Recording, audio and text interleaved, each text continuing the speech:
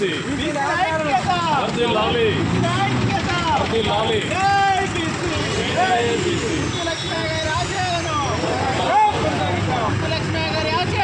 కొనసాగిద్దాం జై బీసీ వర్ధిల్లాలి.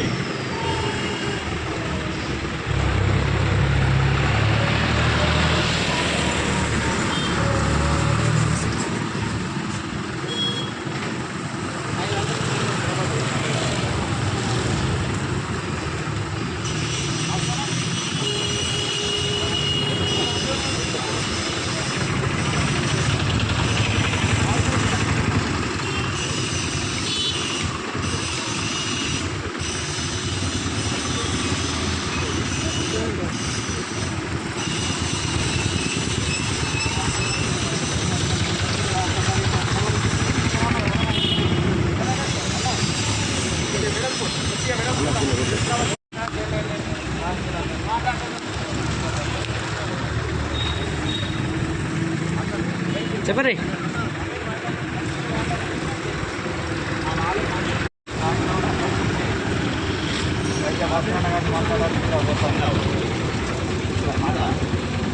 ఎవరు మాట్లాడకపోతే ఒక 150 మందిని గ్యాదర్ చేసి కుంచలక్ష్మయ్య గారు ఆ రోజులలో అక్కడ చేసిన అప్పుడున్నటువంటి పరిస్థితులకు ఎట్లయితే పోరాటాలు చేసిందో, ఎవరి మీద ఏ వర్గాల మీద చేసి ఆయన లక్ష్యం వైపు ముందు నడిచిందో దాన్ని వివరించి తరాల వారికి ఎవరికి తెలియదు. కాబట్టి కమ్యూనికేషన్ కష్టం అయినటువంటి రోజుల్లో, సోషల్ మీడియా లేనటువంటి రోజుల్లో 4 సార్లు చాలా పెద్ద కాన్స్టిట్యున్సీ అటు ఖానాపూర్ దాకా ఇటు దేవపూర్ ఇంత పెద్ద ప్రాంతాన్ని కూడా అప్పుడు మీ అందరి సహకారంతో వారు చేసినటువంటి పోరాటాన్ని మీ అందరూ కూడా కుల సభ్యులు కావచ్చు, అప్పుడున్నటువంటి బరువు బలమైన వర్గాలందరూ కూడా ఆయన సపోర్ట్గా ఉన్నటువంటి సందర్భం అది. ఈ జనరేషన్కు ఒక 2 జనరేషన్లో ఒక గ్యాప్ వచ్చింది.